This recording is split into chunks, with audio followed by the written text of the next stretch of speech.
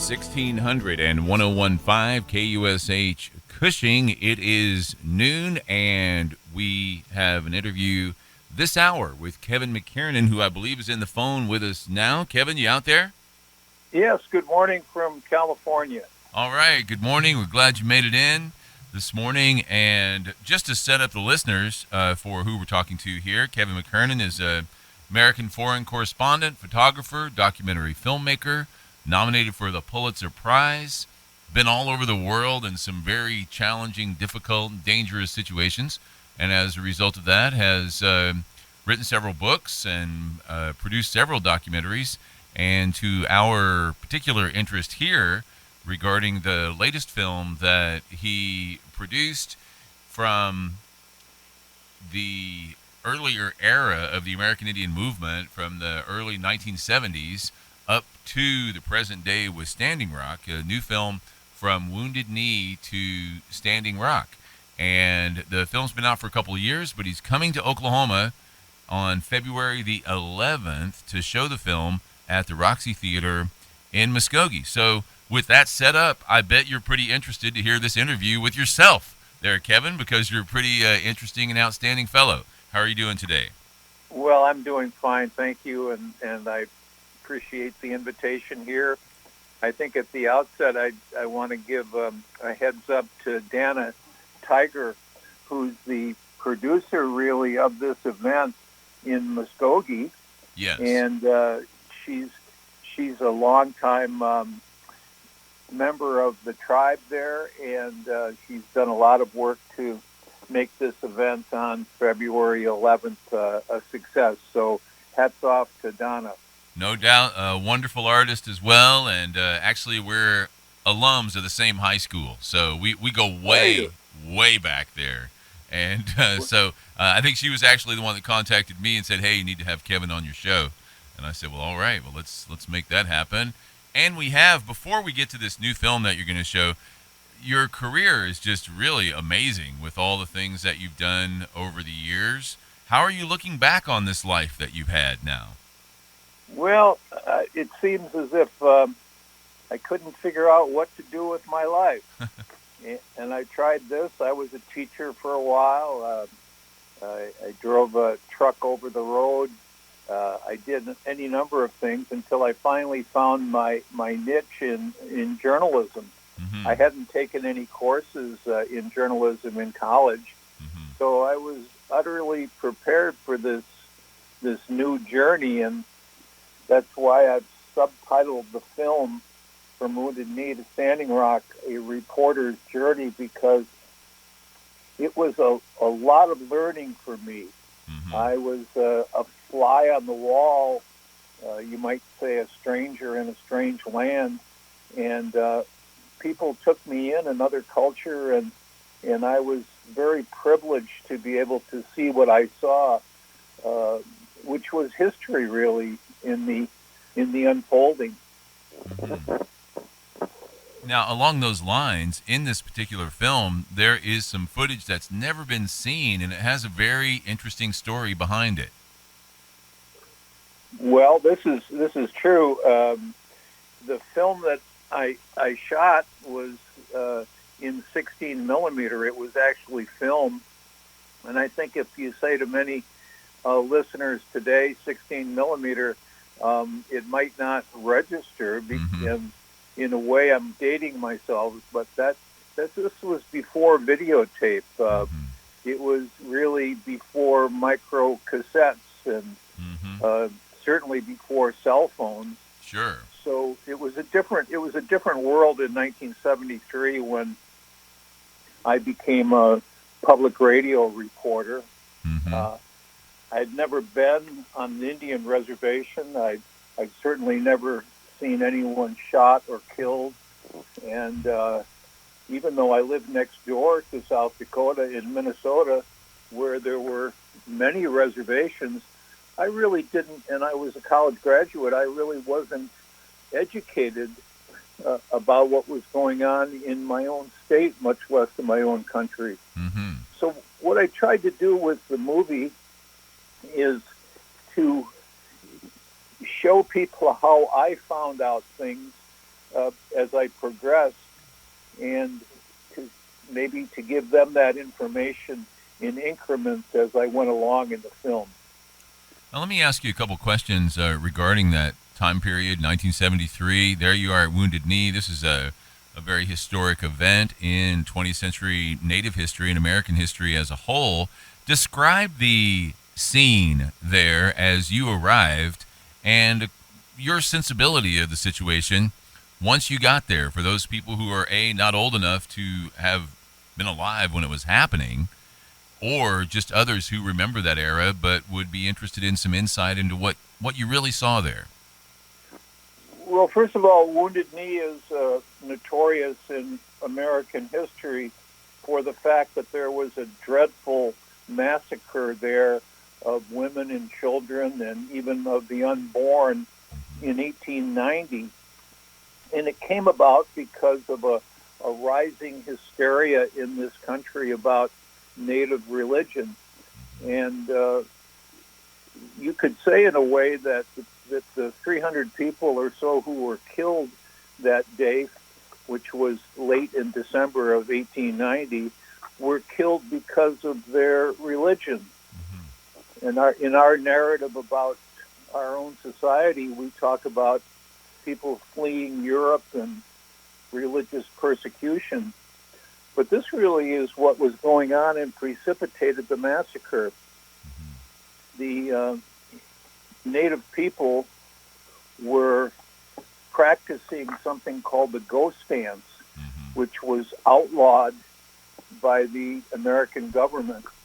And because of that, there was this hysteria I mentioned. And that culminated in the President of the United States at the time ordering combat troops to follow those who were practicing this religion. And the rest is history, a terrible tragedy that took place with those people who were all killed in 1890. That's right. So then you flash forward, what is it, something like 83 years to 1973. And this was you mentioned the American Indian movement. The American Indian movement was founded in Minneapolis in 1968. And so this was 5 years later.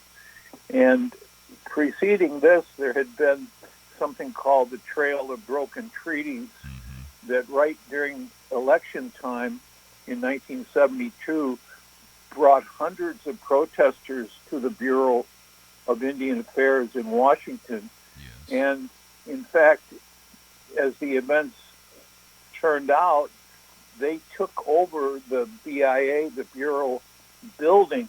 Yes. And this was very embarrassing for the Nixon administration.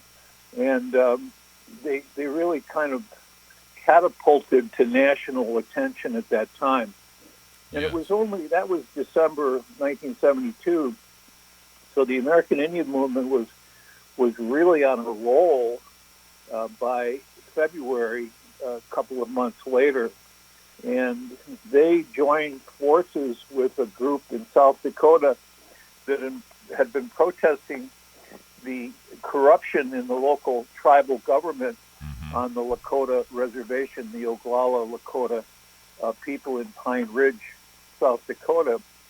And first, nonviolent tactics were used, an attempt to impeach corrupt tribal chairman, and that failed. He presided over his own impeachment hearing. Right. And so this group called the Oglala Sioux Civil Rights Organization invited the American Indian movement to come in. The American Indian movement that was not allowed legally on the reservation because that tribal chairman had made any meetings of 2 or 3 people illegal. So the stage was set for a confrontation, and it took place on February 27th, 1973. Now, to your question, as I said, I was on my first assignment, and I really didn't know very much about reporting, and certainly very, very little about Native history. So when I arrived that first day in Pine Ridge, which was where the tribal headquarters were, there was a sea of Winnebagos and RVs from the networks and reporters from all around the world. And I just took a big gulp because I said, wow, what am I going to do? What have I gotten myself into? Right. Because I was way out of my league. To say I was a rookie would be kind. I had done no journalism, and here I was against the big guys, CBS and NBC and so forth. So that was a big shock to start with. Yeah, I would think so. And then soon after I arrived, an auxiliary force called the Goon Squad, right, which the title represents the Guardians of the Oglala Nation. This was a private police force of the tribal chairman. They decided to take things into their own hands, and they established roadblocks sealing off Wounded Knee. Now, you already had hundreds of federal agents there doing the same thing, so now you had roadblocks within roadblocks. And then the federal government, the Justice Department, said, well, this is a good time to impose a media ban, and so reporters can't get in there and give these guys a soapbox. So what they viewed the access, especially to television, that the American Indian movement had in Wounded Knee as being the real threat. Sure, there was gunfire and every day, and almost every day, but certainly every night. But the real fear was that this message would get out because it represented a threat in many ways. So once you take away the ability of reporters to enter this besieged town, a village really, then in the mind of the Justice Department, then you've removed their ability to get their message out. So this all came to a head, a couple of weeks after I arrived. I had been going in as an accredited reporter and sending out reports, and now no one could do that. It was a felony to be inside and embedded with the native side. You could be embedded with the government side in bunkers that surrounded Wounded Knee, but if you went into Wounded Knee, you were breaking the law. And, reporters were being arrested for their effort to do it. So I had to figure out, well, what am I going to do? I've only been here a short while, and do I turn around and go back to my home in Minneapolis, St. Paul? Or do I try to think of something else? And as it happened, I met a medicine man who was a part-time mechanic at a gas station in Pine Ridge on the reservation. And we started talking, and we had a pretty good dialogue. And he told me that on a neighboring reservation about 100 miles, 90 or 100 miles away, the Rosebud Sioux Reservation to the east, that this was the staging ground for food and guns and other supplies which were keeping the siege going there and sustaining the occupiers. And so with some contact there, I took off and I drove that distance, and it took me a number of days, two of which parked out overnight in front of this compound where all this was going on in Rosebud. And then to be invited in and to have the local leaders, I had to plead my case. And as it turned out, they were interested in a reporter going in because they thought the stage was being set for another onslaught like the one in 1890. And so they thought that if you had a guy, a reporter in there, especially a non-Indian, that this would offer a little modicum of protection. Right. So this began my journey on what was known then as the Underground Railroad on the reservation. And I was taken from house to house and made to lie down on the floor in the back seat of a car so no one would see me as Indian people took me around. And I finally ended up about 8 or 9 miles from Wounded Knee at the little village of Manderson. And this was where there were safe houses. They were more aligned with the traditionalists. And in many ways, this came to be traditionalist versus mixed bloods. And the mixed bloods were in control of the tribal council and the police and all of the rest. And the traditionalists who still knew their language and their history were mostly out in the countryside away from that tribal headquarters village of Pine Ridge. So this was my introduction. And now, how old were you at this point? I was in my late 20s. Okay. And so, I mean, I was actually a little old. I was younger than the elders, but a little older than some of the young guys and young women who came to Wounded Knee. Dennis Banks, the founder, one of the co-founders of the American Indian Movement, had put out a plea, really a clarion call for help. And so people started coming in from all over the country. And so there were quite a number of people in Wounded Knee when I was able to make my way through the FBI lines. Now, I couldn't have done that without this safe house in Manderson, 8 or 9 miles away.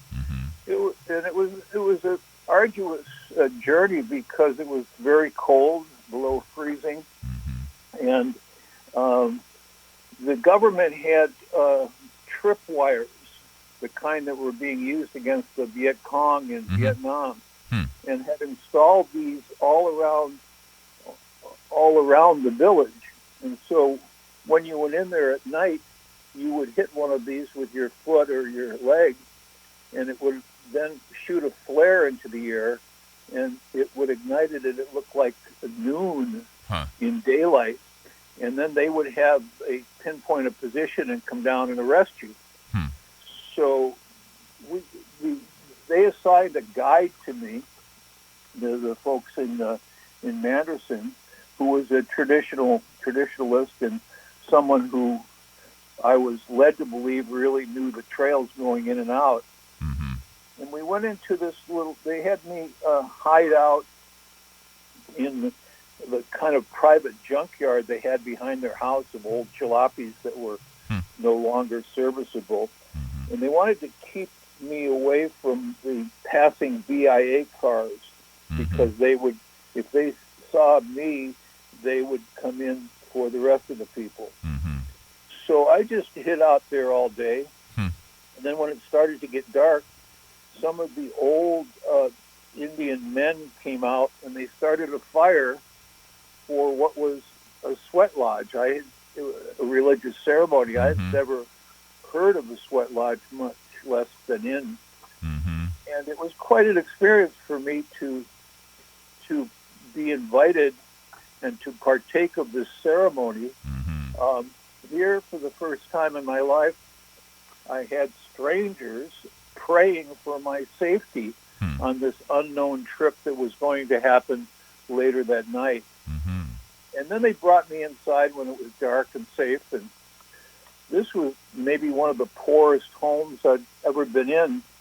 It had just wooden boards on the floor, and it had a big potbelly stove. There was no refrigerator there. They had an ice box, although in the wintertime you probably didn't even need that. And there was a flock of kids on mattresses that were strewn over these wooden planks in the home. That was kind of a log cabin. And the kids were all eating peanut butter and Wonder Bread. And they're government commodities that had been given out. And they had lanterns that illuminated the room.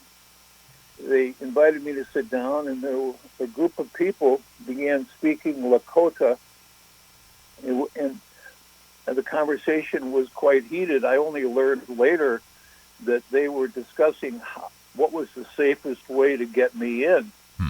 And there was some concern on the part of that this white guy couldn't make his way through the woods and would be left behind. So why not do it by horseback? And some of the other elders said, well, there's been a lot of arrests on horseback because it leaves a big footprint. And the federal agents are able to arrest the people. These were people bringing supplies in and out. So it was decided in the end that they would give this guy, me, a walk through the woods at night in the snow through the FBI line. And there was some concern, as I said, because in Lakota the word for a white person is washichu, and the translation is the taker of the fat. And so we took off. My guide's name was Chips, and we started this arduous walk, which ended up being more than 8 hours. Wow. And we hit a couple of tripwires, and so we would see then the flares go off above us, and then the Jeeps or four-wheel vehicles come out, and they were so close to us, we could hear them talking. Wow. But so I was just kind of thrown into another world. I thought I was watching an old John Wayne war movie. Now, are you carrying equipment with you, like a camera and all that stuff? No kidding. Yes, I was. And this was actually, you can go to REI now and have your selection of, dozens, if not scores of backpacks. Right. And hiking equipment and outdoor stuff. Well, they didn't really have it back in 1973. I had gone to, I don't know where I went to, some kind of a sporting goods store, and they had a Boy Scout backpack for sale that came apart on the trip, and I had partly because I had a lot of heavy cameras and a reel-to-reel tape recorder. Do you remember what that was? Yeah. Reel-to-reel tape. Oh yeah. Heavy. Did you ever have one? Yeah, I did. Yeah, I've been in the business here for a long time. I'm 61 now. I've been doing it for 40 plus years. So I remember those heavy Wallensack recorders and that kind of stuff. Oh yeah, that's right. This was like a Wallensack. It was an Uhr, a German brand. Okay. And it had these 7-inch tapes that went and used up very quickly. Yeah. And it took up a lot of room in your Boy Scout knapsack. Yeah. And so I only had room for, I think I just had a pair of pants that I had on and nothing else. Wow. And most of it was equipment. And then I had a still camera, and I had a 16 millimeter movie camera made by Bell and Howell. And it dated from, I think, the Korean War or before that. And it was one that it was called a combat camera. It was one that the soldiers who were recording the war, wherever they were, would jump with. And it had a turret lens, and with a regular lens, a wide-angle lens, and then a somewhat of a telephoto lens. The turret was hit by a bullet during the confrontation, and I had borrowed it from a friend, and, and I was very worried when I was bringing it back in less than the condition that I had borrowed it in. Right. But he really was quite understanding, and in fact, he said something like, "This is really historic. It's really good karma. I'm going to put it on the mantle."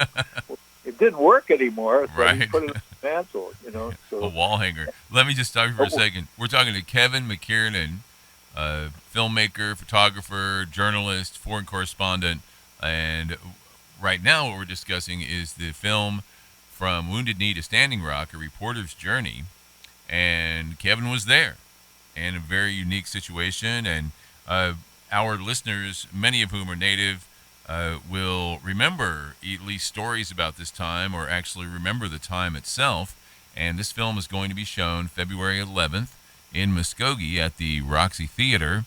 And so we're continuing to talk to Kevin about this time. So where we are in the story now is he's making his way into Wounded Knee with a guide, carrying all this equipment and a Boy Scout backpack in the snow and avoiding the feds the whole time. So let's keep going with the story. Well, my guide was Chips, and he was a wonderful man. He was bilingual, and I'd heard him around the table in the safe house talking about the pros and cons of taking a Washichu on such a difficult trip. And I had the utmost confidence in him that he would get me to Wounded Knee. And just before the sun came up, we were standing on a hill, and he's looking down at some lights. He said, there it is, Wounded Knee. Mm-hmm. And then he said, wait a minute. I think that's Porcupine. Oh. And so I looked at my guide, and I said, you've got to be kidding me. So he said, no, it's easy now. We're only 4 miles from there, or 5 miles or something like that. So we were lucky. We went in the rest of the way and arrived. When the sun was up, we crossed the Wounded Knee Creek.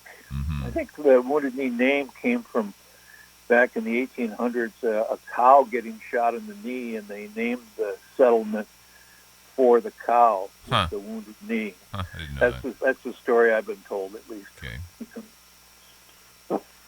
So you get in there. So I get in there, and I think, all right, great. Now what do I do? Mm-hmm. And so that was really the beginning of my education, and Mm-hmm. I like to think that I was privileged to get this chance, and that I became kind of a hitchhiker on history. Yeah.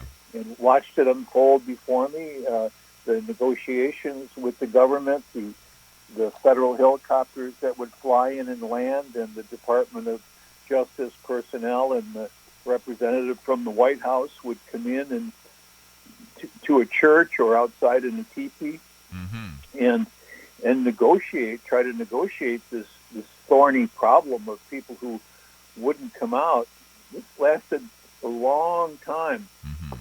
71 days, right. More than 10 weeks.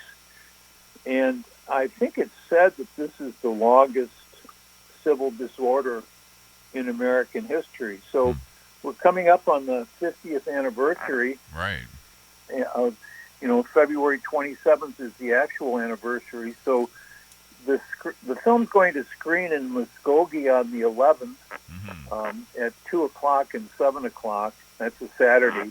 And then the next day, February 12th, at the Circle Cinema in Tulsa. Okay, great. And that's going to be a single performance, a matinee at 2 o'clock.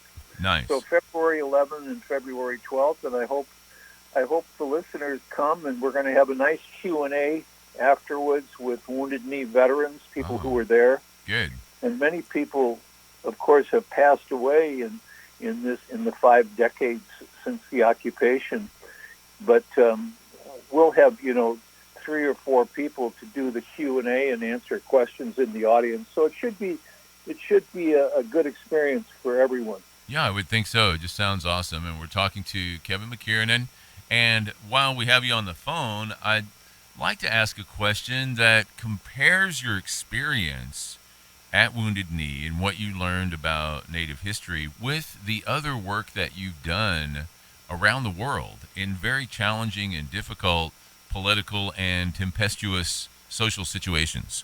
And how do you I'm not comparing apples to apples or anything like that, because there's going to be different experiences.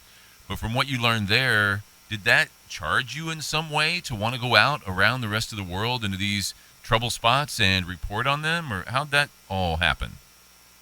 I think it really did. I like to think of South Dakota and my experience in Indian country as a kind of a graduate school. I'd majored in English in college, but I knew so little about Native history, and I knew so little about real poverty. And when I went there and I saw how people were living and how desperate they were, those memories came back to me when I went to El Salvador and Nicaragua, which were my first places that I went to cover those revolutions after Wounded Knee. And I would see refugees, and I would see extremely poor people in those countries who were just really living close to the bone. And I would realize that I had seen this in South Dakota. But South Dakota, on the reservations at least, was a third world country. So in answer to your question, this experience in that way prepared me for all the rest, and I always kind of hearken back to it when I think of my life and my career. Now, speaking of that, you're a senior producer, documentarian. You've been at this for a long time. And do you feel still energized or you're like around 79, 80, something like that? I'm 78. 78. So I'm a much younger man than you guessed. Yes, yeah. So, but alongside that, at 78, how are you feeling? How's your health? You have more projects on the horizon? What's it look like up there? Yeah, I'm making a small film now about a California fisherman. Okay. And his life, his ups and downs, and all that. And so that's keeping me going. And the film is playing in different states. It's going to be on public television to commemorate the 50th anniversary. So there's a lot of production stuff that has to be done for that. And keeping you busy. It's fun to keep going. I guess I never really thought that I would circle around back to Wounded Knee. I spent a lot of time in the Middle East and made a film called Good Kurds, Bad Kurds. Right. And I saw a lot of commonality between the Kurds and Native people whom I'd met in their struggle. And that was a PBS film. And then I did a film called Bringing King to China that was about someone trying to bring the message of Martin Luther King to China and running into a buzzsaw when she talked about civil disobedience and the need to follow your conscience and all that. And that's about 10 years ago. This film, it took a lot longer than I thought it would. I started this about 10 years ago. And we got right up to the premiere and started in 2019 and started appearing in film festivals and having theatrical screenings. And then COVID came in and wiped all that out. The theaters closed. And so this, in a way, is a little bit of a revival now that we're sticking our head out of the earth again and coming out. So I'm excited about this. So much has changed in Indian country. It's just unbelievable in these 50 years. Right. Well, we'll look forward to you getting here to Oklahoma, and so our listeners being able to come out and see you either on February 11th in Muskogee with 2 showings, a matinee, then an evening showing at the Roxy Theater, and then the Circle Cinema the following day on the 12th with a nice Q&A after that event there at the Circle Cinema. So we sure do thank you for calling us this morning, Kevin McKiernan, and we're going to look forward to catching up with you here in about a month or so, or no, not quite a month, about 3 weeks it looks like, for your presentation here in Oklahoma. But what a fascinating career, and I'd encourage anybody to go look him up and find some of these films he's talking about, as well as just look at this career, because it's really, it's inspirational for those of us who are hitting that 60s era. It's like, well, how much gas do I have left in the tank? Well, somebody like you are saying your tank's still full. Keep on going. Well, thank you. So we appreciate that, and we'll look forward to catching up again down the road. Okay, good. I hope to see you at the film. Bye-bye. All right, Kevin McKiernan, whose new film will be shown in just a few weeks in Muskogee, From Wounded Knee to Standing Rock, a reporter's journey. You've been listening to this interview on 1600 and 1015 KUSH Cushing.